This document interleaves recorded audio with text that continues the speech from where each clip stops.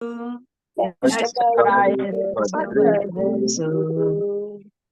भागवत सेवया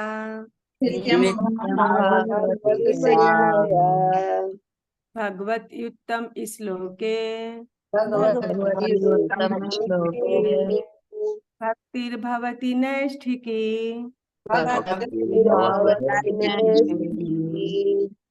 कृष्णाय वासुदेवाय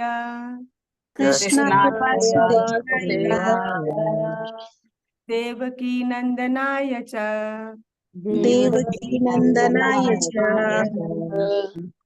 नंद गोप कुमाराय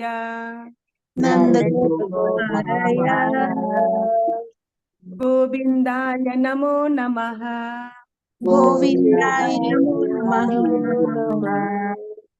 मूकं करोति वाचालं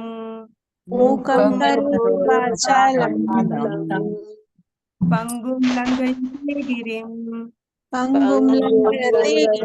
लंघयते गिरिं यत्कृपा तमहं वन्दे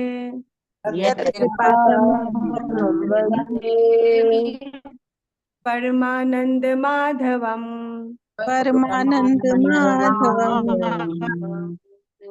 ओम अज्ञानतिमिरान्धस्य ज्ञानाञ्जनशलाकया चक्षुरुन्मीलितं येन तस्मै श्रीगुरुवे नमः। श्रीचैतन्यमनोभीष्टं स्थापितं येन भूतले स्वयं रूपः कदा मह्यं ददाति स्वपदान्तिकं।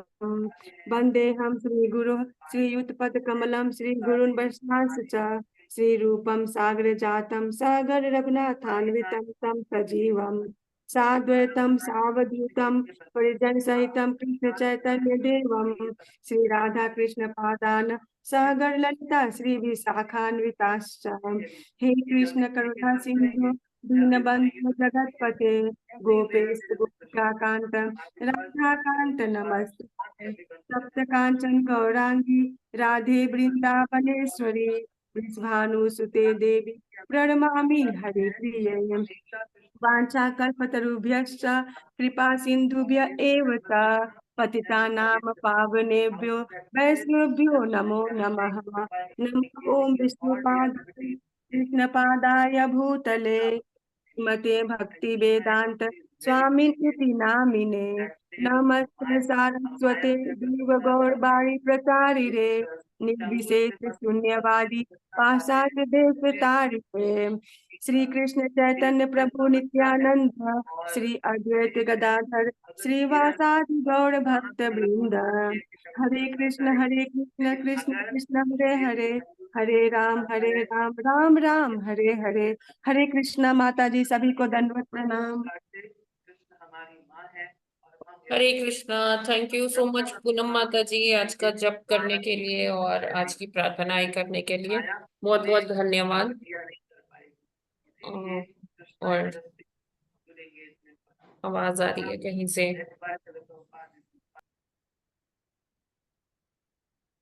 जी हरे कृष्णा माता जी।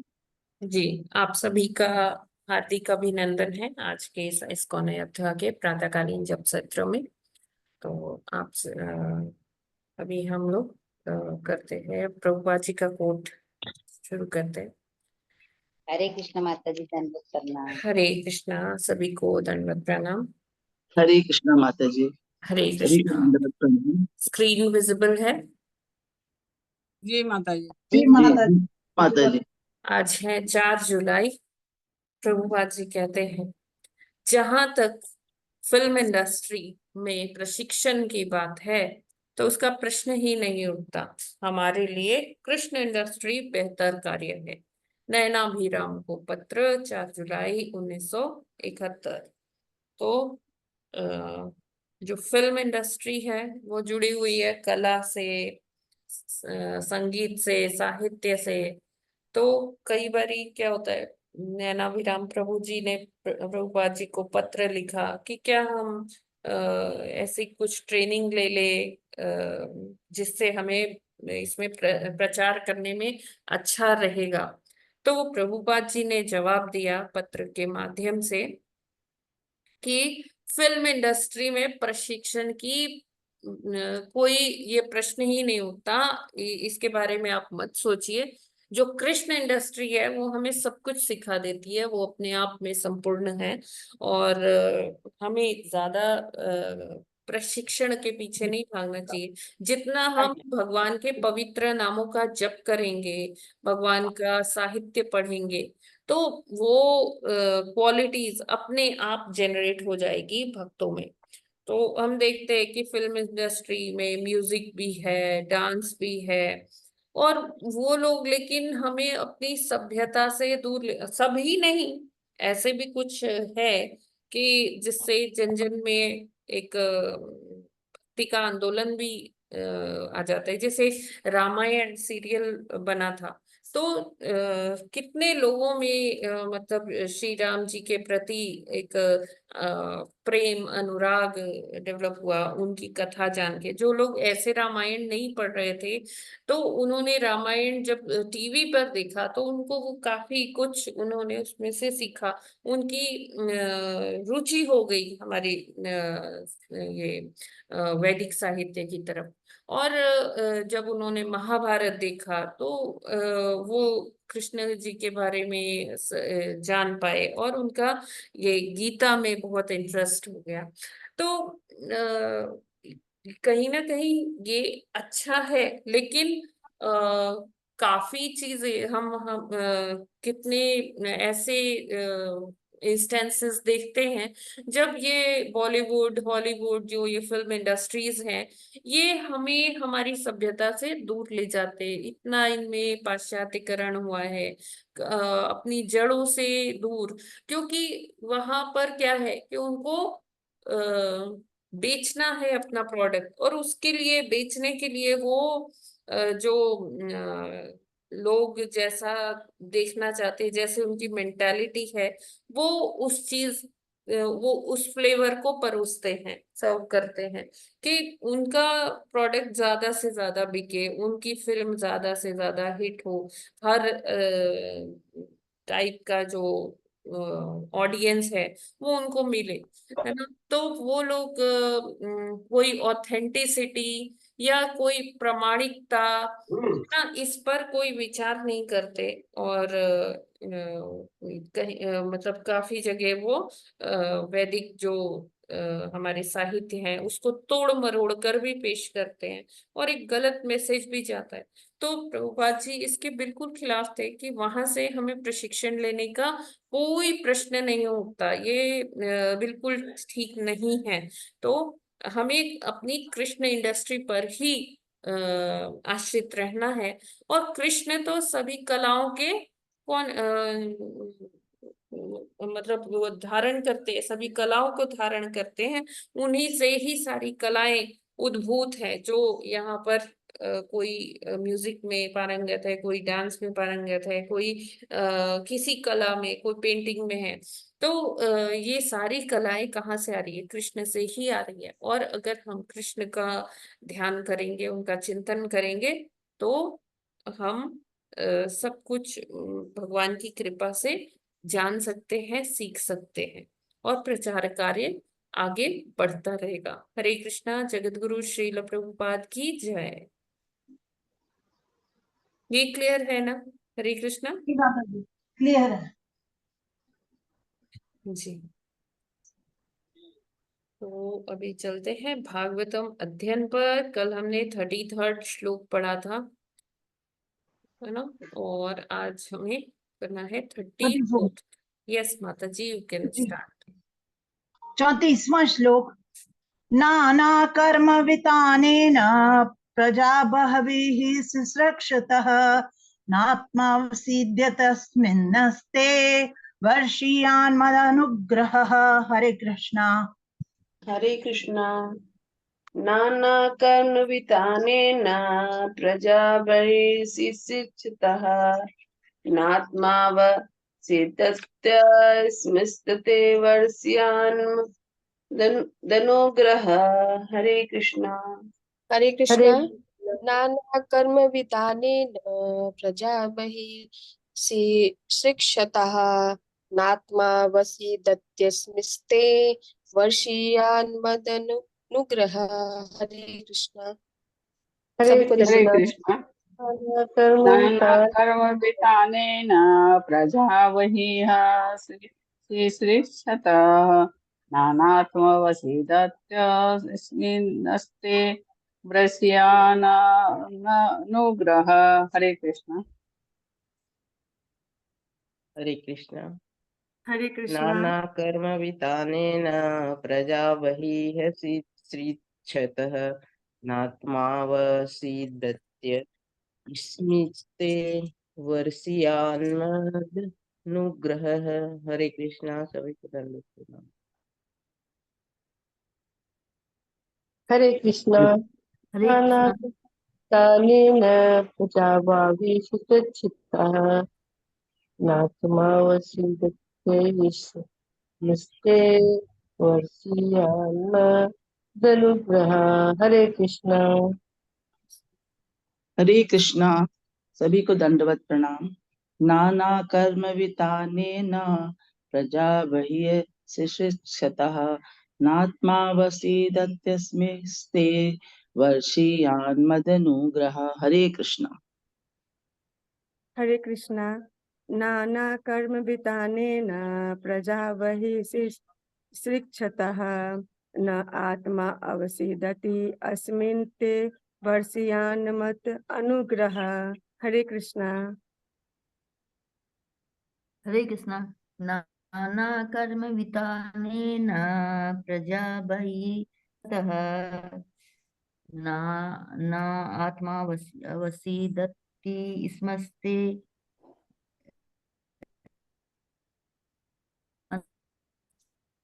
वर्षानुमत अनुग्रह। हरे माता जी दंडवत प्रणाम। प्रभु जी दंडवत प्रणाम। सभी भक्तों को दंडवत प्रणाम। हरे कृष्ण। नाना कर्म वितानेन प्रजा बहिः शिश्रक्षतः नात्मा वसीदत्य स्मन् स्ते वर्षीयान्मदनुग्रह। हरे कृष्ण।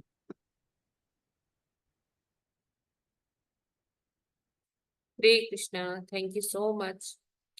शब्द अर्थ अनुवाद और तात्पर्य श्रील प्रभुपाद जी के द्वारा। श्रील प्रभुपाद जी की जय।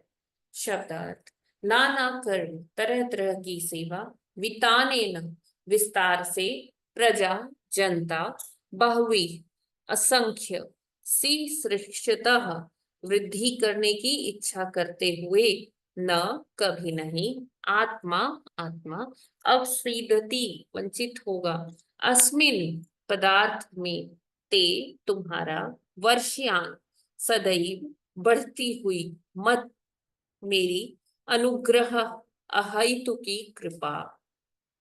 अनुवाद क्योंकि तुमने जनसंख्या को असंख्य रूप में बढ़ाने तथा अपनी सेवा के प्रकारों को विस्तार देने की इच्छा प्रकट की है अतः तुम इस विषय से कभी भी वंचित नहीं होगे क्योंकि सभी कालों में तुम पर मेरी अहेतु की कृपा बढ़ती ही जाएगी। अब यहाँ पर भगवान क्या कह रहे हैं, क्योंकि ब्रह्मा जी ने जो प्रश्न पूछे हैं तो वो प्रश्नों के उत्तर दे रहे हैं। ब्रह्मा जी ने चिंता व्यक्त की थी कि मैं ये कार्य कैसे कर पाऊंगा, है ना। ये जो कार्य है बहुत ही विशाल काय कार्य है और मुझे नहीं लगता कि मेरी इतनी योग्यता है कि मैं ये कार्य कर पाऊं। तो हमने देखा था कि जैसे ब्रह्मा जी ने कई प्रकार के प्रश्न किए। अगर हम ये पूरा चैप्टर को डिवाइड करें, हमने एक दिन और भी ये चर्चा की थी, तो 1 से 5 नंबर श्लोक तक ब्रह्मा जी ने बताया भगवान ही सर्वशक्तिमान है, वो ही सुप्रीम है और भगवान का महिमा मंडन किया 1 से 5 नंबर श्लोक में इस अध्याय के।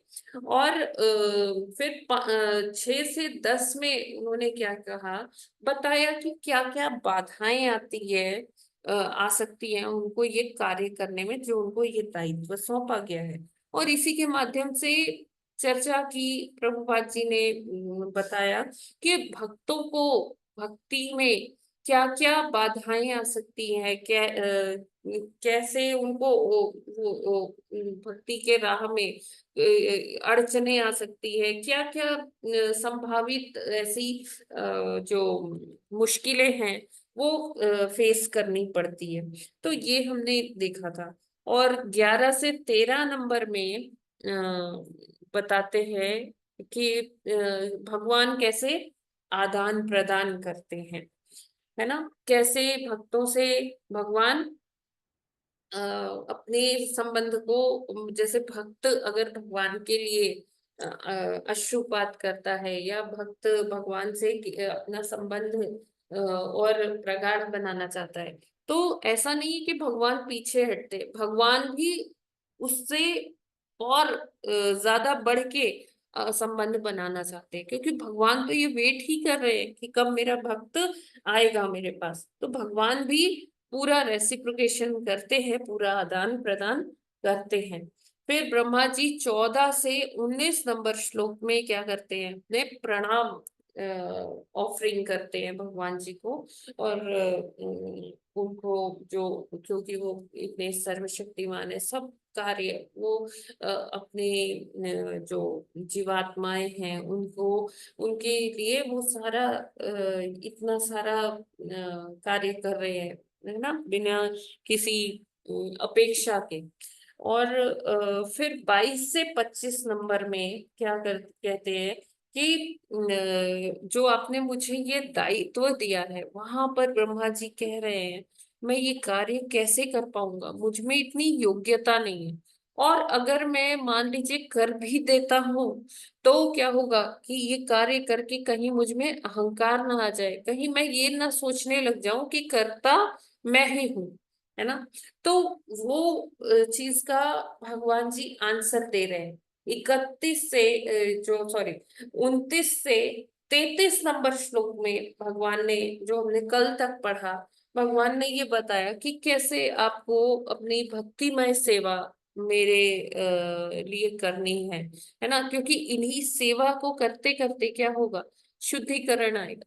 अब जैसे जब ब्रह्मा जी को कुछ समझ में नहीं आ रहा था, तो भगवान ने उनको इशारा किया कि तप करिए। तो ब्रह्मा जी की तपस्या, ब्रह्मा जी ने बहुत सालों साल तपस्या की, बहुत ज्यादा भगवान उनकी तपस्या से फिर खुश होते हैं और उनको दिव्य ज्ञान उनके हृदय में प्रकाशित कर देते हैं ब्रह्मा जी के।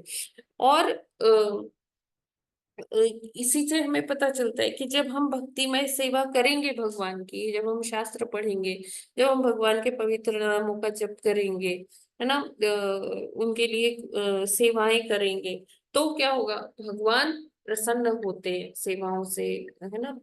ये सारा हमने 29 से 33 नंबर श्लोक तक पढ़ा। अब 34 नंबर श्लोक से जो हम आज पढ़ने जा रहे हैं 40 नंबर तक भगवान क्या बताएंगे कि आप हर चीज को मेरे परिप्रेक्ष्य से देखें, है ना, मेरे थ्रू देखें, मेरे मतलब मुझ में अपना ध्यान लगाए और ध्यान लगा के वो सारी सेवाएं करते जाएं। और उसके लिए क्या चाहिए आपको, कोई भी कार्य करने के लिए क्या चाहिए, भगवान की कृपा चाहिए। तो जब भी आप कार्य करते जाएं तो आप अपने ध्यान को मुझ में संलग्न करें, ऐसा भगवान बताते हैं 34 नंबर से 40 नंबर के श्लोक में। तो हम आज वही पढ़ने जा रहे हैं। तो इसमें भगवान कह रहे हैं कि मेरी अहेतु की कृपा बढ़ती जाएगी। कब बढ़ती जाएगी, कि जब क्योंकि आपने सेवा करने का निश्चय किया है ना। तो भगवान कह रहे हैं कि यहाँ पर अब 2 टाइप की सेवा भगवान जी बता रहे हैं, है ना, कि आपने इच्छा की है कि जनसंख्या को असंख्य रूप में बढ़ाने।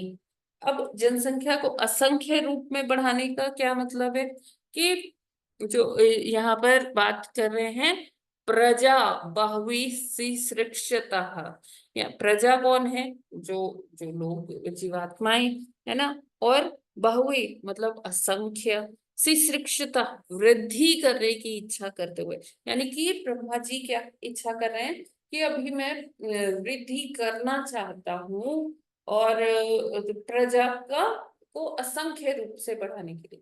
तो अब उसमें जीवात्माएं कितने टाइप के हैं? हमें पता है 84 लाख योनियां, चींटी, हाथी, घोड़ा, गाय, अम, जितने भी आप पशु देखते हैं, मनुष्य देखते हैं, पेड़ पौधे देखते हैं। तो ब्रह्मा जी क्या कह रहे हैं, मैं इनको अलग अलग टाइप के लोगों को यहाँ पर आपकी इच्छा से करना चाहता हूँ। ब्रह्मा जी अब ये इच्छा कर रहे हैं कि मैं ये इनको बढ़ाना चाहता हूँ, इनका विस्तार करना चाहता हूँ। और कहते हैं कि अपनी सेवा के प्रकारों को विस्तार देने के लिए, यहाँ ब्रह्मा जी एक सेवा की बात नहीं कर रहे, ब्रह्मा जी क्या कह रहे हैं, वैरायटी की बात कर रहे हैं। जैसे ठीक उसी तरह से जैसे प्रभुपाद जी ने हमें वैरायटी दी है कि हमें डीटी वर्शिप भी करनी है, हमें जप भी करना है, हमें शास्त्र भी पढ़ने हैं, हमें भक्तों का संग भी करना है। और इस तरह से कितने सारे फेस्टिवल्स बताए प्रभुपाद जी ने। ये फेस्टिवल्स क्यों सेलिब्रेट करते हैं? भगवान की सेवा के लिए तो करते ही हैं, और साथ में क्या होता है कि जब सेवाएं मिलती है तो भक्तों का संग भी मिलता है, और हम उनसे बहुत कुछ सीखते हैं कि हाँ, ये वाली माता जी इस सेवा में पारंगत है, इससे हम ये सीख पाएंगे। और सबसे बड़ी बात है कि कैरेक्टर, उस सेवा करने की तत्परता, वो हम सीख पाते हैं कि हाँ, ये माता जी कितने अच्छे से कार्य कर रही है, हमेशा उत्सुक रहती है भगवान की सेवा करने के लिए, ये प्रभु जी हमेशा कितना मेहनत करते हैं। तो हम भक्तों से सीख पाते हैं जब हम ये सेवा के प्रकार। अब हम दिन भर बैठकर अपने रूम में जप करते जा रहे, ठीक है, नो डाउट वो बहुत अच्छी बात है जप करना, लेकिन हमारा मन जो है अभी इतना सक्षम नहीं हुआ है कि हम बस योगियों की तरह बस जप किए जा, तपस्या किए जा रहे हैं, बैठे हैं एक ही जगह पर, एक ही आसन में बैठे हैं। तो ऐसा हमारे लिए संभव नहीं है। इसीलिए सेवा के प्रकार बताए हैं प्रभुपाद जी ने कि आप जप करते करते थक जाइए, आपका मन अभी जप में नहीं लग पा रहा है पूरी तरह से, तो आप क्या करिए, कोई शास्त्र पढ़ लीजिए, या फिर आप भगवान के लिए कोई कुकिंग कर लीजिए, भगवान का कोई कार्य कर लीजिए, भक्तों से संग कर लीजिए, है ना। तो ये सारी जो चीजें हैं प्रभुपाद जी ने जो हमको बताई है, ये वही सेवा के प्रकारों को बताया गया है कि जिससे कि जो हम कलयुगी मनुष्य हैं वो हम एक ही कार्य में अपने मन को बहुत देर तक नहीं लगा के रख सकते। तो क्योंकि कृष्ण चेतना बनी रहे, तो इसलिए हम अपनी सेवाओं के प्रकार को चेंज करते रहते हैं अपनी दिनचर्या में। तो जब ऐसी ब्रह्मा जी ने ये दो प्रकार की इच्छाएं की, एक जनसंख्या को असंख्य रूप में बढ़ाने की, और एक अपनी सेवा के प्रकारों को विस्तार देने की इच्छा प्रकट की, तो कहते हैं कि जब तक हम इच्छा ही नहीं करेंगे, देखिए इस भौतिक जगत की सृष्टि क्यों की भगवान ने, इसका कारण क्या था? मूलभूत कारण था इच्छाएं, है ना, जीवात्माओं की इच्छाएं, जो नित्य बद्ध आत्माएं हैं, उनको स्वामित्व जताना था, उनको अपना एक संसार चाहिए था जहां पे उनका स्वामित्व हो। तो भगवान ने क्या रच दिया? भौतिक जगत रच दिया। तो ये इच्छाएं बहुत प्रबल हैं, लेकिन अब हमें ये देखना है कि किस प्रकार की इच्छा करनी है हमें, कैसे किस इच्छा से हमारा शुद्धिकरण होगा। ठीक है, इच्छाएं, भौतिक इच्छाएं भी होती है और आध्यात्मिक इच्छाएं भी होती है। अब ब्रह्मा जी ने जो इच्छा की है वो क्या है? वो इच्छा भगवान की इच्छा से मेल खाती है ना। और जो हम जनरली जो हम इच्छा करते हैं यहाँ पर, तो हम एक ऐसी इच्छा करते हैं, वो हमारी इच्छाएं ज्यादातर क्या होती है? भौतिक इच्छाएं होती है, जो हमें कर्म बंधनों में और बांधती चली जाती है। वो निश्चित कर देती है कि अगला जन्म भी ऐसे ही कहीं इधर उधर ही हो। तो हम आध्यात्मिक इच्छाएं अभी नहीं कर पा रहे, या अभी कर भी पा रहे हैं तो वो उसके लिए बड़ा दृढ़ संकल्प नहीं है। तो इच्छा के साथ संकल्प भी होना चाहिए। जैसे भरत महाराज जी की कथा हम सबने सुनी है। भरत महाराज ने अपना राजपाट त्याग दिया था और सब पुत्र को देकर वो वन चले गए। और वन गमन के बाद वो भगवान की उन्होंने उनकी यही इच्छा थी कि अब मुझे भगवान के ही स्मरण करना है, भगवान के ही चिंतन में अपना जीवन व्यतीत करके जीवन की सर्वोच्च सिद्धि को प्राप्त करना है, यानी कि भगवान का प्रेम पाना है मुझे। तो वो इसी चीज में के लिए लगे हुए थे, बहुत दृढ़ता से लगे हुए थे। लेकिन क्या हुआ, एक दिन जब उन्होंने मृग देखा, छोटा सा बच्चा, जो हिरनी थी उसने अपना छोटा सा बच्चा को जन्म दिया और उसके और वो पानी में गिरकर स्वयं तो मर गई लेकिन वो बच्चा रह गया। तो अभी उस हिरनी के बच्चे के लिए जो भरत महाराज जी थे उनके मन में बड़ा दया भावना आई, करुणा जागृत हुई और उन्होंने उसका पालन पोषण शुरू कर दिया, उसको खिलाना, उसको उसका ध्यान रखना। और अब धीरे धीरे उसी हिरण के बच्चे में उनकी आसक्ति हो गई। और वो जब एक दिन वो चला गया हिरण का बच्चा, तो फिर अभी क्या है कि वो अब उसके चिंतन में सोचने लगे कि कहाँ गया होगा बेचारा, भूखा तो नहीं होगा, कुछ खाया, उसे कुछ खाने को मिला भी होगा या नहीं मिला होगा, या वो किसी शेर चीता का ग्रास तो नहीं बन गया।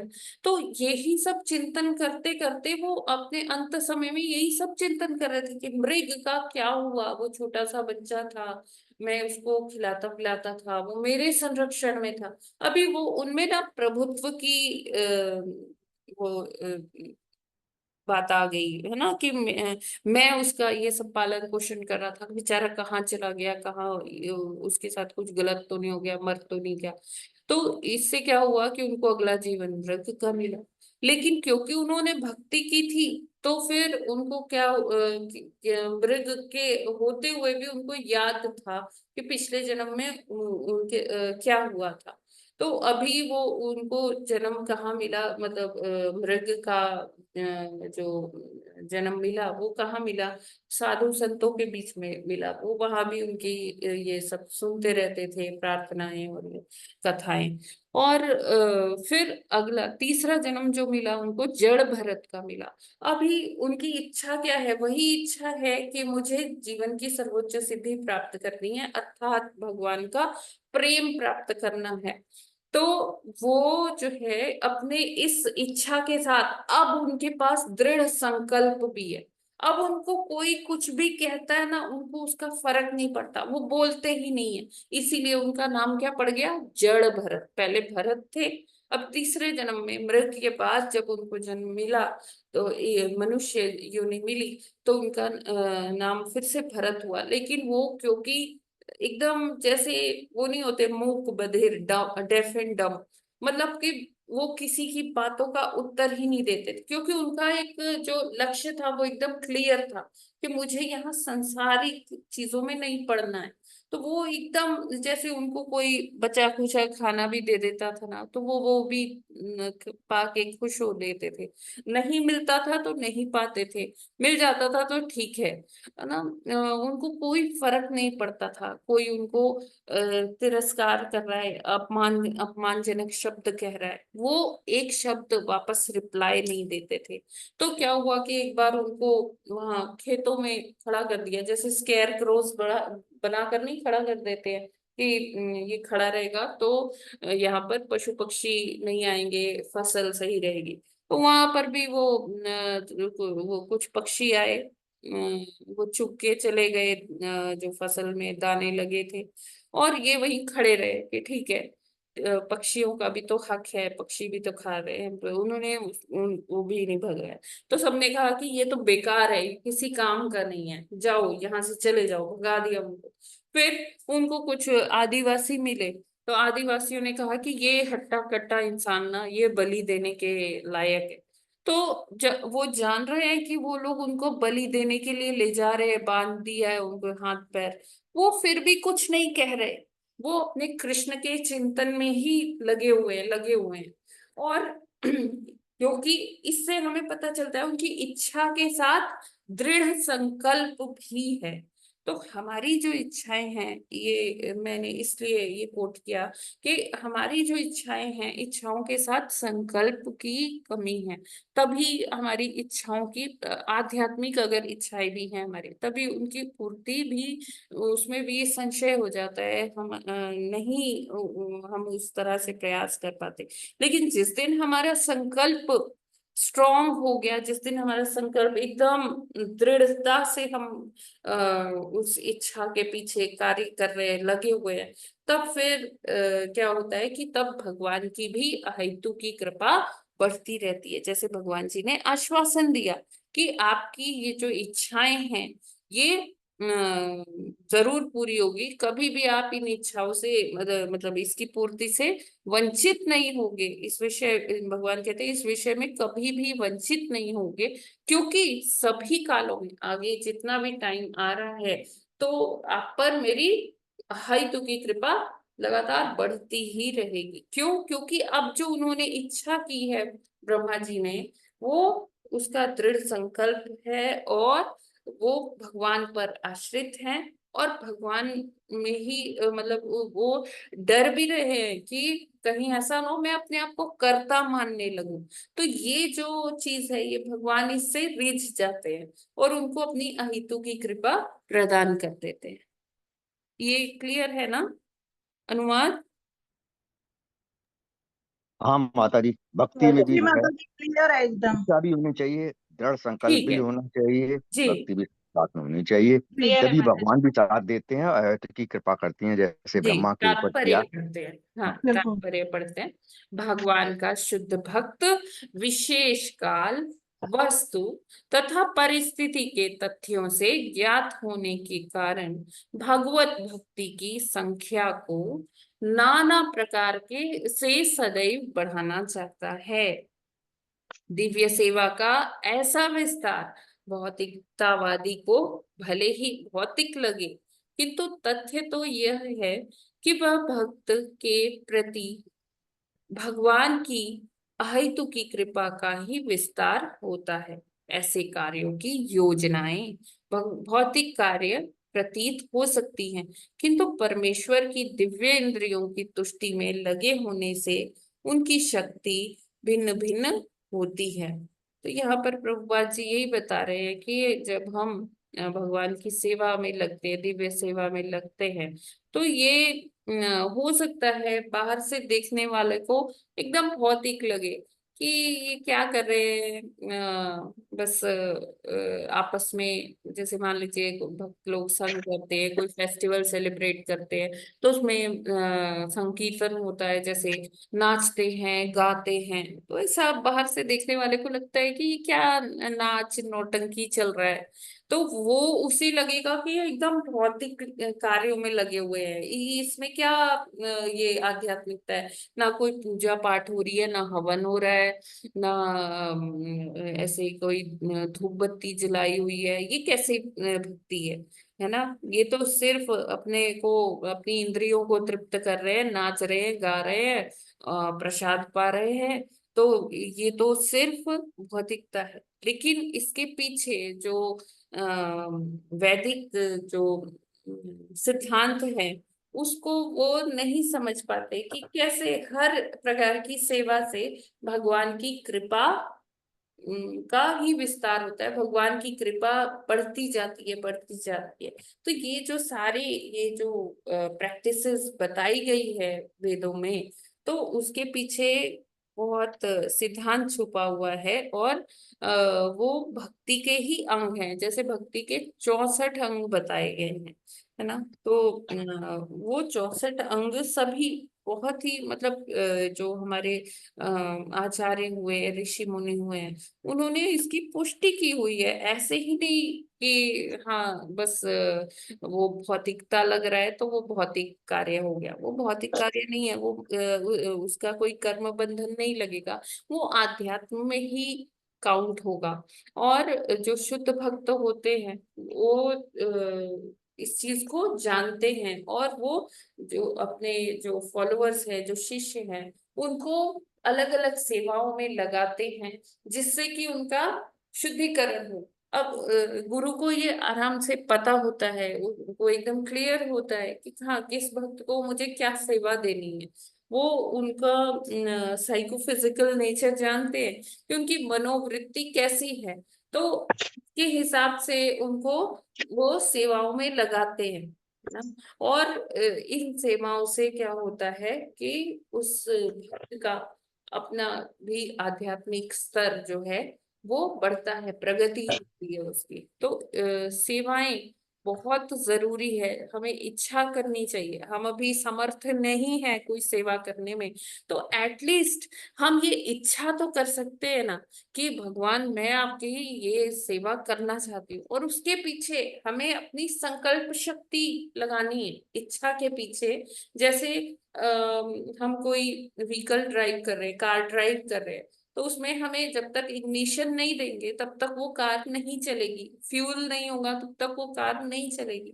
उसी तरह से हमें अपनी इच्छा शक्ति के पीछे अपनी संकल्प शक्ति लगानी पड़ेगी, तभी जो है वो इच्छा की पूर्ति होगी। हम कहते हैं ना, अब मेरा मन तो है, मेरी इच्छा तो है ये कार्य करने की, लेकिन अब मैं मजबूर हूँ, नहीं कर पा रही हूँ। क्यों? क्योंकि उसके पीछे संकल्प शक्ति नहीं है। जब जब तक संकल्प नहीं होगा तब तक जो है भगवान की अहेतु की कृपा से हम वंचित रहेंगे। तो बहुत जरूरी है कि जब हम इच्छा करते हैं, मान लीजिए कोई आध्यात्मिक सेवा की ही इच्छा करते हैं, तो क्या होगा, उसके पीछे अगर हमारी संकल्प शक्ति नहीं है तो भगवान देखेंगे कि ये तो ऊपर ऊपर से बात कर रहा है, ठीक है चलो अभी इसे भौतिकता में है, ठीक है इसको यहीं पड़े रहने देते हैं, अभी इसको और टाइम है। लेकिन जब हम उसी इच्छा के पीछे प्रबल दृढ़ संकल्प लगाते हैं कि नहीं मुझे कार्य करना है, तो भगवान भी अहेतु की कृपा प्रदान करते हैं। और जिनकी भौतिक इच्छाएं भी हैं, वो इच्छा भी अगर वो भगवान से करते हैं तो धीरे धीरे क्या हो जाता है, उनकी इच्छा, भौतिक इच्छा आध्यात्मिक इच्छा में बदल जाती है। जैसे इसका उदाहरण प्रमाण क्या है, वो ध्रुव महाराज क्या मांगने गए थे, उनकी इच्छा क्या थी कि मुझे मेरे पिता से भी बड़ा साम्राज्य मिले, है ना, मैं वहां का राजा बनूं। तो जब वो उनकी तपस्या से भगवान प्रसन्न हो जाते हैं, उनको दर्शन देने आते हैं, तो ध्रुव महाराज जी अपनी वो इच्छा तो भूल जाते हैं, कहते हैं कि मैं क्या शीशे के टुकड़े बीन रहा था, मुझे तो साक्षात हीरा मिल गया, तो अभी मैं वो शीशे के टुकड़े का क्या करूं, मुझे अभी कोई कामना नहीं है, कोई इच्छा शेष ही नहीं रह गई मेरी।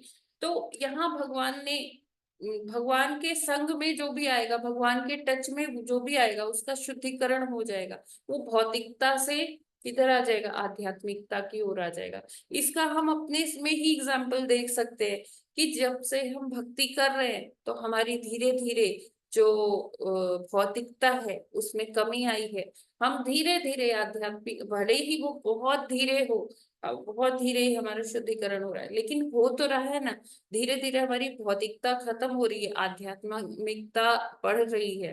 तो ये एक शुभ संकेत है कि जब हम भगवान के नाम से कनेक्ट हुए या हम भगवान की कथाओं से कनेक्ट हुए, तो भगवान का संग ऐसा है वो सबको पवित्र बनाता है। जैसे प्रभुपाद जी एग्जाम्पल देते हैं, उदाहरण देते हैं अपने कई बुक्स में कि मान लीजिए कि कहीं विष्ठा पड़ी है या कोई किसी जानवर ने मलमूत्र त्याग किया है किसी जगह पे, और किसी जगह पर क्या है, फूल खिले हुए हैं बहुत अच्छे से, या कुछ ऐसे शुद्ध सी चीज है, या गंगा जी बह रही है। तो जो सूर्य है, सूर्य तो सबको क्या कर रहा है, समान ही देख रहा है। जहाँ फूल है, फूलों को जब सूर्य की रोशनी मिल रही है तो फूल और खिल रहे हैं अच्छे से, और जहाँ मलमूत्र पड़ा है वहां भी, उसको भी, वो जगह भी सूर्य के ऊष्मा से और प्रकाश से वो भी शुद्ध हो रही है है कि नहीं। सूर्य सब पर एक सा काम करता है। तो इसी तरह से भगवान का संग है। अगर हमारे अंदर कल्मश भी भरे हुए, हम अब अभी अशुद्ध स्थिति में भी हैं, लेकिन अगर भगवान का हम नाम ले रहे हैं, उनकी कथा का श्रवण कर रहे हैं, उनके लिए सेवा करने का हमारे अंदर संकल्प है, तो भगवान के इस संग से क्या होगा कि हमारा हर हाल में हमारा शुद्धिकरण होगा, पवित्रता बढ़ेगी हमारी। हरे कृष्णा। ये जी क्लियर है क्या? जी माता जी, जी माता जी, अगर कोई दृढ़ प्रश्न संकल्प है? लेंगे भगवान की भक्ति का तभी ये हो सकता है। हरि बोल। यस माता जी। किसी का कोई प्रश्न है क्या इसमें, या कुछ टिप्पणी? हाँ माता जी, भगवान का संपर्क सबको जो है पवित्र बनाता है। यदि यस। भगवान का नाम लेंगे, श्रवण करेंगे या शास्त्र पढ़ेंगे, तो हर हालत में धीरे धीरे, जैसे सूर्य का एग्जाम्पल है, वैसे ही भगवान सबको जो है सुमति देगा और वो उस मार्ग में आगे की ओर बढ़ते जाएंगे। हरे कृष्ण। हरे कृष्णा। तो आई गेस ये क्लियर है सभी को। जी माता जी, बहुत हरे अच्छे से। आगे वाला भी पढ़ लेते हैं। छोटा जी छोटा ही है, पढ़ लेते हैं। छोटा सा है, लेकिन हाँ थोड़ा टाइम। एक्सप्लेनेशन। ये जी, चलिए ट्राई करते हैं। जी 35वां श्लोक। ऋषि माद्यम न बध्नाति पापीयान् स्वाम रजो गुणः यन्मनोमयि निर्बद्धं प्रजाः संसृजतो अपि ते। हरे कृष्णा। हरे कृष्णा माता हरे जी, धन्यवाद प्रणाम। ऋषि माध्यम न बध्नाति पापीयास्तु त्वां रजो गुण यन्मनोमयि निर्बद्धं प्रजा संसृजतो अपि ते। हरे कृष्णा। हरे कृष्णा। ऋषि माध्यम न बध्नाते पापीयांस त्वं रजोगुणा यन्मनोमयि निर्बधं प्रजा संसृजतो अपि ते। हरे कृष्णा। हरे हरे कृष्णा। कृष्णा। हरे कृष्णा। बोले। सबको दंडवत प्रणाम। माता जी आप बोल लीजिए। बोल बोल लीजिए आप। ऋषि माध्यम न बध्नाति बंधनाति पापीयांस्त्वां रजो गुणा यन्मनोमयि निर्बद्धं प्रजा संसृजतो अपि ते। हरे कृष्ण। सबको दंडवत प्रणाम। हरे हरे कृष्णा। कृष्णा। बध्यनाति पापी त्वां रजो गुणा यन्मनोमयि निर्बद्धं प्रजा संसर्जतो अपि ते। हरे कृष्णा। हरे हरे कृष्णा। कृष्णा। ऋषि माध्यम न बध्नाति पापी या स्वाम रजो गुणः यन्मनोमयि निर्बद्धं प्रजाः संसृजतो अपि ते। हरे कृष्णा। हरे कृष्णा। ऋषि माध्यम न बध्नाति पापीयांस्त्वां रजो गुणः यन्मनोमयि निर्बद्धं प्रजा संसृजतो अपि ते। हरे कृष्णा। हरे कृष्णा। ऋषि माध्यम न वदनाति पापीयांस्त्वां रजो गुणः यन्मनोमयं निर्बद्धं प्रजां संसृजतो अपि ते। हरे कृष्णा। हरे हरे कृष्ण। कृष्ण। ऋषि माध्यम न बंधनाति पापीयांस्त्वा रजो गुणः यन्मनोमयि निर्बद्धं प्रजा संसृजतो अपि ते। हरे कृष्णा। हरे कृष्ण। ऋषि माध्यम न बध्नाति पापीयान् त्वां रजो गुणः यन्मनोमयि निर्बध्यं प्रजा संसृजतो अपि ते। हरे कृष्ण। हरे कृष्ण। ऋषि माध्यम न बदनाति पापी यास्तवा रजो गुण यन्मनोमयि निर्बद्धं प्रजा संसृजतो अपि ते। हरे कृष्ण। हरे कृष्ण। ऋषि माध्यम न बन्धान्ति पापीयास्त्वं रजो गुणः यन्मनो मयि निर्बद्धं प्रजाः संयुतो अपि ते। हरे कृष्णा। हरे सबको साथ कृष्णा। ऋषि माध्यम न बध्यनाति पापी स्वतन्त्वां रजोगुण यन्मनोमयि निर्बद्धं प्रजा सासृजतो अपि ते। हरे कृष्णा।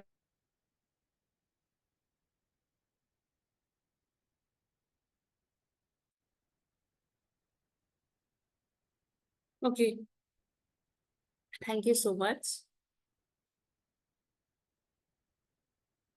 शब्दार्थ, अनुवाद और तात्पर्य श्रील प्रभुपाद जी के द्वारा। श्रील प्रभुपाद जी की जय।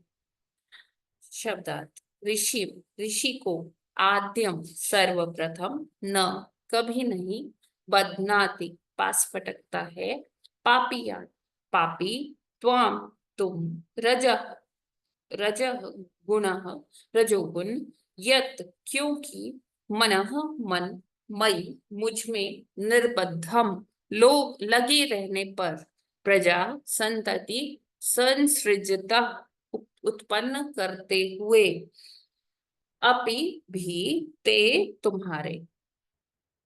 अनुवाद। तुम आदि ऋषि हो और तुम्हारा मन सदैव मुझ में स्थिर रहता है, इसलिए विभिन्न संततियां उत्पन्न करने के कार्य में लगे रहने पर भी तुम्हारे पास पाप में रजोगुण फटक भी नहीं सकेगा। तो यहाँ पर भगवान उनको आशीर्वाद देते हैं कि ये जो आप आगे पॉपुलेशन बढ़ाने का काम करने वाले हैं और ये सारी प्रकृति को आगे बढ़ाने वाले हैं, तो इसमें लगे रहने पर, मतलब आप मेरे ध्यान में लग कर आप ये कार्य करेंगे तो आपके पास ये रजोगुण बिल्कुल भी नहीं, आपको टच भी नहीं कर पाएगा, है ना। तो वही है कि जैसे जब हम कोई कार्य करते हैं ना, तो हमें वो कार्य करने के हमारे अंदर एक गर्व, एक अभिमान उत्पन्न हो जाता है, एक है ना, कि देखो मैं कितने अच्छे से कार्य कर रही हूँ, सब मेरी प्रशंसा करते हैं, मैं कोई कार्य करूंगी तो वो गलत हो ही नहीं सकता है। तो ऐसी सी भावना हमारे अंदर आ जाती है। कई बार क्या होता है कि मतलब हम कहते हैं ना कि मेरे अंदर कोई अभिमान नहीं है, हम कहते, हम सोचते हैं हम बहुत अच्छे हैं, कोई अभिमान नहीं, है ना। लेकिन कई बार हमें ऐसा ही अभिमान आता है, मान लीजिए कोई मतलब बहुत एकदम निम्न स्तर की सेवा कर रहे हैं, कोई मंदिर में जूते चप्पलों को एक साइड में लगा रहा है, बहुत अच्छे से रख रहा है, उसके अंदर उसी बात की आ जाती है, देखो मैं तो सेवा कर रही हूँ, मतलब मैं तो ऐसी छोटी सेवा भी कर रही हूँ, ये सेवा कोई करने का, करना तो दूर, करने का सोचता भी नहीं है, मैं तो ये वाली सेवा। तो इसका भी क्या है, अहंकार आ जाता है कई बारी, है ना, ना चाहते हुए। भक्त चाहते नहीं है कि हाँ मैं ऐसा अहंकार करूं, लेकिन जैसे वो ये इस टाइप की सेवा अगर कर रहे हैं ना, कई बारी इसका भी अहंकार उनके अंदर कब उनका अंदर घर कर जाता है, उनको बिल्कुल क्लियर नहीं होता। या जैसे कोई क्लीनिंग की सेवा कर रहा है, मंदिर साफ कर रहा है, तो वो कहता है कि हाँ देखो मैंने कितना अच्छा सा मंदिर साफ किया है, और नो डाउट उन्होंने किया है, वो सेवा की है, सब लोग उनकी प्रशंसा कर रहे हैं, हाँ जी प्रभु जी आपने बहुत अच्छा क्लीनिंग किया है, या माता जी आपने बहुत अच्छी क्लीनिंग सेवा की है, बहुत सुंदर लग रहा है। अब पहले तो ये खिड़की दरवाजे में थोड़ा धूल लगी रहती थी, ऐसा था, अभी आज तो एकदम चमक रहा है। तो इसी बात का अभिमान, इसी बात का अहंकार आ जाता है कि मैंने कितने अच्छे से सेवा की है। वो चाह नहीं रहा है भक्त कि मुझे इस टाइप का अहंकार हो, लेकिन वो स्वतः ही आ जाता है। तो ब्रह्मा जी इसी बात से डर रहे हैं कि ये बहुत विशाल काय कार्य है और मैं ये कार्य करने जा रहा हूँ, कहीं मुझे इस बात का अहंकार ना हो जाए। अहंकार क्या होता है, रजोगुण में जब हम होते हैं ना, तो अहंकार बहुत जल्दी आता है। तो ब्रह्मा जी को इसी बात का भय था, उन्होंने ये बात भगवान से, भगवान जो गर्भोदक्षाई विष्णु जी हैं उनसे शेयर किया ये बात। तो वो गर्भोदक्षाई विष्णु जी बता रहे हैं कि इस तरह जब आप मेरा ध्यान करके आप अपनी सेवा करोगे तो आपके अंदर वो अहंकार प्रवेश नहीं कर पाएगा, है ना। तात्पर्य पढ़ते हैं। तात्पर्य, ब्रह्मा को यही आश्वासन द्वितीय स्कंद के 9वें अध्याय के श्लोक 36 में दिया गया है। भगवान द्वारा इस तरह अनुग्रह दिखाए जाने से ब्रह्मा की सारी योजनाएं अच्युत हैं। यदि कभी ब्रह्मा मोहग्रस्त होते भी हैं, जैसा कि दशम स्कंध में है, तो वे अंतरंगा शक्ति के कार्य को देखकर मोहित होते हैं और वह दिव्य सेवा में आगे बढ़ने के लिए ही है। अर्जुन भी इसी तरह मोहित होता पाया जाता है। भगवान के शुद्ध भक्तों को ऐसा मोह भगवत ज्ञान में उनकी उत्तरोत्तर उन्नति के लिए ही है। तो यहाँ पर बताया गया 2.9.36 का प्रभुपाद जी उल्लेख करते हैं, और ये चतुश्लोकी भागवतम का एक श्लोक है।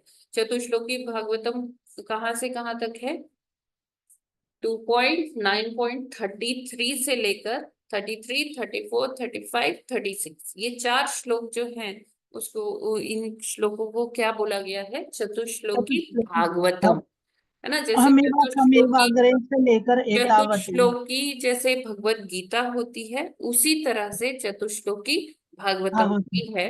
तो ये 4 श्लोक जो हैं ये बहुत ही सुंदर श्लोक है, जिसमें भगवान ने बताया है कि कैसे भक्ति, कैसे कैसे उनको पाया जा सकता है। तो यहाँ पर जो भगवान कह रहे, बता रहे ब्रह्मा जी को, ये सेम चीज भगवान ने ब्रह्मा जी को 36वें श्लोक में भी बताया है, इसका आश्वासन दिया कि आपको, अगर आप मेरे कार्य में संलग्न, मतलब मेरे ध्यान में संलग्न होकर अपना कार्य करेंगे, अपना जो सेवा है उसको पूरी करेंगे सेवा को, तो क्या होगा कि आपके अंदर अहंकार घर नहीं कर पाएगा।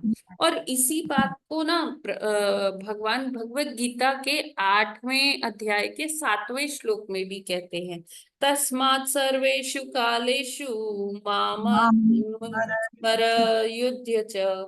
मतलब कि भगवान कहते हैं कि जैसे आप कोई भी कार्य करते हो, है ना, जैसे अर्जुन युद्ध करने के से घबरा रहा था, तो लेकिन भगवान कहते हैं कि आप बस मेरा चिंतन करते हुए वो कार्य करो। आप ये मत सोचो कि उससे आपको लाभ होगी या हानि होगी, आपको स्वर्ग मिलेगा या नर्क मिलेगा, आप का यश होगा या अपयश होगा।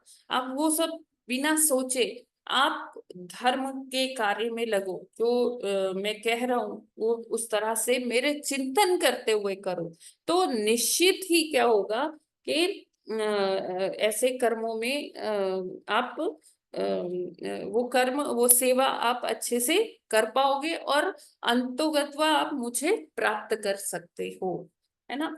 तो ये जो भगवान ये समय समय पर गीता में भी ये बताते रहते हैं, और यहाँ भागवतम में भी हमें इस चीज का उल्लेख मिलता है कि हम जो भी कार्य करें वो भगवान का चिंतन करते हुए करें। ऐसा ही भगवान ने 8.8 में इसकी पुष्टि की है कि आप कैसे कर सकते हो। अभ्यास योग युक्तेन चेतसा नान्यगामिना परमं पुरुषम दिव्यम याति पार्थानुचिंतयन्। तो कहते हैं कि हे पार्थ, अर्जुन, आप मेरा स्मरण करके कार्य करिए, है ना, अपने मन को निरंतर मुझ में लगा कर कार्य करिए। मतलब आपका जो भाव अविचल भाव से मेरा आप चिंतन करिए, ध्यान करिए, और इस तरह से ऐसे जब आप कार्य करोगे तो आप मुझको प्राप्त हो जाओगे। तो भगवान ये समय समय पर बताते रहते हैं, याद दिलाते रहते हैं भक्तों को। लेकिन फिर सब लोग मतलब इसमें एक प्रश्न आता है कि फिर ब्रह्मा जी जब इतना आश्वासन मिला था तब भी ब्रह्म विमोहन लीला हुई, तब भी ब्रह्मा जी विचलित हो गए कि ये कैसा भगवान है, ये देखो जूठा खा रहे। तो ब्रह्मा जी देखिए, हमें यहाँ पर ना लेवल समझना होगा। अभी ब्रह्मा जी की बात किससे हो रही है? गर्भोदक्षाई विष्णु से हो रही है। अभी उनका संपर्क कृष्ण से नहीं इतना हुआ। हाँ, उनको भगवान ने हृदय में ज्ञान प्रकाशित किया, लेकिन अभी उनका सामना, उनका फेस टू फेस उनका जो है कृष्ण से अभी वो नहीं मिले, उनके स्वांश से मिले हैं, है ना। तो ये जो लीलाएं होती हैं ये भक्तों की उन्नति के लिए ही होती है। तो ये क्योंकि ब्रह्म विमोहन लीला हुई तो ब्रह्मा जी की वो आध्यात्मिक उन्नति के लिए हुई। भगवान अपने भक्तों को हमेशा और अधिक प्रगति करवाते हैं।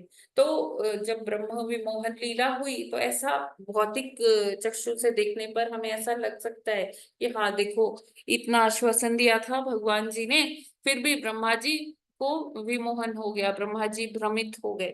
लेकिन ब्रह्मा जी भ्रमित क्यों हुए? ये भगवान जी की इच्छा से ही हुए कि इसके बाद उनको पूर्ण पुरुषोत्तम भगवान के दर्शन हुए, है ना। और वो भगवान की महिमा मंडन किए, स्तुति किए, है ना, ब्रह्म संहिता बनी। और उन्होंने बताया कि गोविंदम आदि पुरुषम।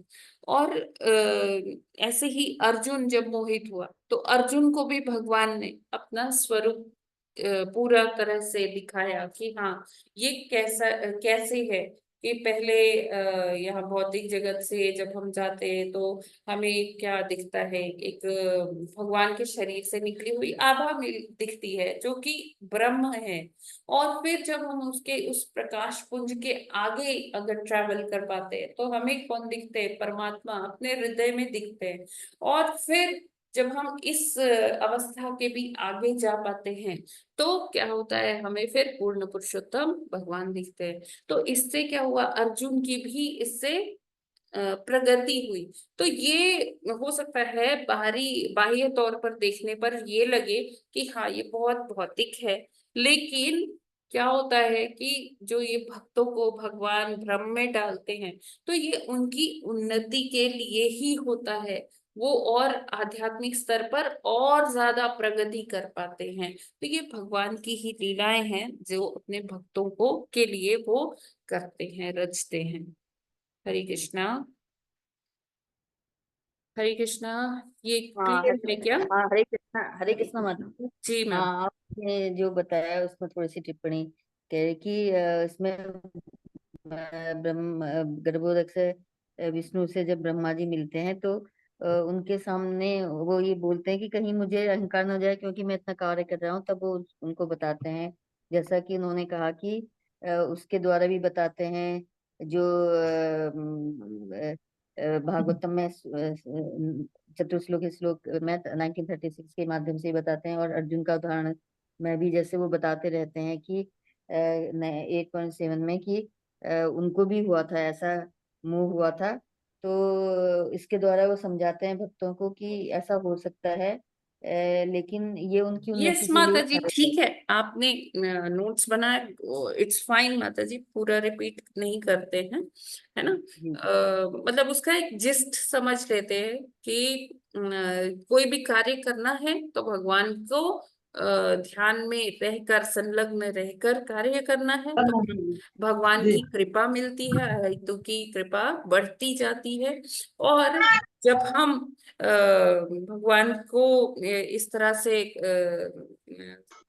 उनका ध्यान में रहेंगे और उनके ध्यान में स्थिर, अपने मन को स्थिर करेंगे तो क्या होगा कि कोई भी जो अहंकार जैसी जो नेगेटिविटी है वो हमारे अंदर नहीं आ पाएगी। ठीक है ना माता जी? कविता माता जी? जी जी माता जी, जी उनको उनको ये अहंकार नहीं होगा, उनका हाँ जी ये बिल्कुल बुद्धि शक्ति से उनका ज्ञान बढ़ता जाएगा, यस। और कोई और प्रश्न जैसे है वो क्या ब्रह्म किसी का? संहिता कर पाए। हरे हरे कृष्णा माता कृष्णा जी। माता जी। हरे कृष्णा। क्वेश्चन तो नहीं है बट एक ऑब्जर्वेशन है। हाँ हाँ जी माता जी, जैसे कि हम भागवतम पढ़ते हैं या देखते हैं, तो आदि पुरुष तो हमारे कान्हा जी हुए, आई मीन हाँ महाविष्णु हुए, कान्हा जी जी हुए। जी उनको हम किसी भी उसमें नहीं देखते हैं, हमेशा नवयौवन रूप में रहता है, यस एंड वही उनका एक्चुअल शाश्वत रूप भी है। हाँ लेकिन हर इसमें हम देखते हैं सारे बाकी सारे गॉड्स भी, डेमी गॉड्स भी यंग यंग रहते हैं, सिर्फ ब्रह्मा जी को क्यों ओल्ड एज में दिखाया जाता है माता ji? It's an observation. Yes और एक भी है, हाँ विश्वकर्मा गॉड को, विश्वकर्मा जी को, जी इन दोनों को ही खाली दाढ़ी में एंड बुजुर्ग, मतलब थोड़ा से एल्डरली पीपल के हिसाब से दिखाया जाता है, और बाकी सारे गॉड सब यंग रहते हाँ गॉड्स जी माता जी यंग हैं। हाँ रहते हैं, वो नित्य यौवन जी रहते जी हैं जी। स्वर्ग तो में, है ना। ब्रह्मा जी और भी उनकी होना चाहिए माता ना। जी सुनिए तो, हाँ उनकी हाँ जो एज है वो हाँ। ब्रह्मा जी के कंपैरिजन में तो बहुत कम है ना। एक युग में, है ना, हम्म जैसे एक युग बीता तो हम्म जो प्रलय हुई, फिर उसमें सारे जो जीव हैं वो चले जाते हैं, ठीक है। कौन शेष रह जाते हैं? ब्रह्मा जी, क्योंकि ब्रह्मा जी का दिन बहुत बड़ा है, जी। उनकी आयु बहुत बड़ी है, तो इसलिए हम्म। वो बियर्ड के साथ होते हैं। अच्छा, नहीं माता जी, विश्वकर्मा जी भी बूढ़े दिखाई देते नहीं हैं, मतलब नहीं ऐसा थोड़े। नहीं है, वो कहीं नहीं है। आपने ऐसे देख लिया होगा, मतलब हाँ, इट्स एन ऑब्जर्वेशन ओनली। हाँ माता हाँ जी। वैसे विश्वकर्मा जी भी बूढ़े नहीं होते हैं। वो भी यंग है। ओके हाँ ओके ओके ओके, ठीक है माता जी। ओके। ऐसा है। जी जी जी, धन्यवाद। हरे कृष्णा। हरे कृष्णा माता जी। रुशाली माता हरे जी, आपका कुछ प्रश्न था क्या? हाँ जी माता जी वो आपने क्या बोला, वो चतुर्श्लोकी श्लोका क्यों बोलते हैं उनको? क्योंकि उसमें जैसे भगवत गीता में चतुश्लोकी भगवत गीता है, जिसमें मतलब कहते हैं कि अगर ये 4 श्लोक समझ में आ गए तो पूरी भगवत गीता समझ में आ गई, उसी तरह से ये 4 श्लोक भागवतम के हैं। 2.9.33 से लेकर 2.9.36 तक 4 श्लोक ऐसे हैं। अगर हमने इसका मतलब समझ लिया तो इट मीन्स कि भागवतम का जो एक निचोड़ है, जो उसमें कहना चाह रहे हैं, है ना, व्यास देव जी, वो फिर हमको पूरा क्लैरिटी आ जाएगा, समझ में आ जाएगा, अगर हम उसको बहुत अच्छे से एनालिसिस करके पढ़ते हैं, ठीक है। हाँ यस माता जी, क्लियर है। और कोई हरे प्रश्न या? हरे कृष्ण माता हरे जी, कृष्णा दंडवत माता प्रणाम। जी। हरे कृष्णा माता जी। माता जी माता गीता जी के चार 30 श्लोक टू कौन से हैं? पॉइंट नाइन पॉइंट 33 से 36 बताई है ना? हाँ 33 जी से 36, यस माता जी। जी, थैंक यू माता जी। माता जी गीता के 4 श्लोक कौन से बताए आपने माता जो? जी 10.8 से लेके 8 9 10 10 पॉइंट 10.8 टू 10.11। जी माता जी, थैंक यू। हरे कृष्णा। ठीक है, तो फिर आज हम लोग यहीं पर विराम करते हैं। तो माता जी, सॉरी सॉरी टू हाँ डिस्टर्ब बोलिए माता। बोलिए जी। माता जी, तो हम ये 4 श्लोक डेली पढ़ लेंगे तो हमारा भगवत गीता रीडिंग हो जाता है पर डे का? हाँ हमें पढ़ना चाहिए, अच्छा। हमें और माता जी, लर्न भी करना चाहिए। अच्छा तो ये 4 और श्रीमद् अगर भागवतम के भी ये 4 हाँ हाँ अगर हाँ डेली हम पढ़ ले तो मतलब माना जा सकता है कि इट कैन बी, मतलब हाँ जी बिल्कुल बिल्कुल। सफाइस दैट ये भी है यस और वो भी पढ़। तो यस माता जी, इसका वो मिल एब्सोल्युटली। सकता है क्या जिस्ट? हाँ बिल्कुल बिल्कुल, मैं अभी सेंड करती हूँ ग्रुप्स में। जी जी जी, बहुत बहुत धन्यवाद माता जी। ठीक है। हरे कृष्णा। हरे कृष्णा। तो ठीक है, हम लोग फिर यहीं पर आज विराम करते हैं। कल फिर नया सेशन में नई फिर करते हैं। और क्या बोलना था मैं भूल गई शायद, अभी याद नहीं आ रहा है।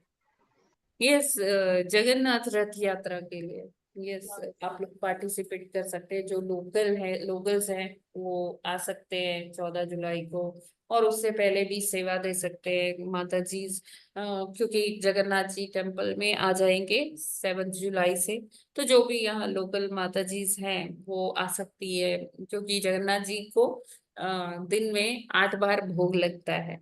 तो माता जी आ सकते हैं भोग बनाने के लिए, और जो भी गर्ल्स भी आना चाहती है वो भी आ सकती है किचन सेवा के लिए। और ये ड्यूरेशन रहेगा 8 जुलाई से लेकर 14 जुलाई तक। तो इसमें सारा सारा दिन कुकिंग चलेगी भगवान की किचन में। और हम लोग टाइम टू टाइम, कोई 1 घंटा दे सकता है 1 घंटे के लिए आ जाए, कोई 2 घंटा दे सकता है तो 2 घंटे के लिए आ जाए। तो जैसे आपको कंफर्टेबल है अपने टाइम के हिसाब से आप लोग बता सकते हो अपना स्केड्यूल कि हाँ हम इस टाइम पे आ सकते हैं, और वैसे आके आप सेवा करिए जगन्नाथ जी के लिए। और यही बोलना था। और जो लोग दूर बैठे हैं तो वो आप भक्तों के लिए जप कर सकते हैं कि भक्त लोग अपनी सेवा अच्छे से कर पाए, या कोई धनराशि देना चाहते हैं तो आप वो भी दे सकते हैं। लिंक शेयर कर देंगे ग्रुप्स में, ठीक है। हरे कृष्णा। माता जी लिंक शेयर करने के साथ वो डिटेल भी डाल हाँ हाँ जी माता जी, क्या क्या सेवा। जी जी जी, बिल्कुल बिल्कुल, ठीक है। तो ठीक है, यहीं पर फिर वाइंड अप करते। ग्रंथराज श्रीमद् भागवतम की जय, जगत गुरु श्रील प्रभुपाद की जय, नामाचार्य हरिदास ठाकुर की जय, अनंत कोटि जय। वैष्णव भक्त वृंद की जय। वांछा कल्पतरुभ्यश्च कृपा सिंधुभ्य एव च पतितानां पावनेभ्यो वैष्णवेभ्यो नमो नमः। हरे कृष्णा सभी को। हरे कृष्ण माता जी, हरे दंडवत कृष्णा प्रणाम। माता जी, हरे सबको कृष्ण, सादर हरे प्रणाम। जो भी बताते हुए त्रुटि हुई हो तो प्लीज माफ कीजिएगा। सभी प्रभु जी और सभी माता जी का धन्यवाद। हरे कृष्णा। अरे नहीं नहीं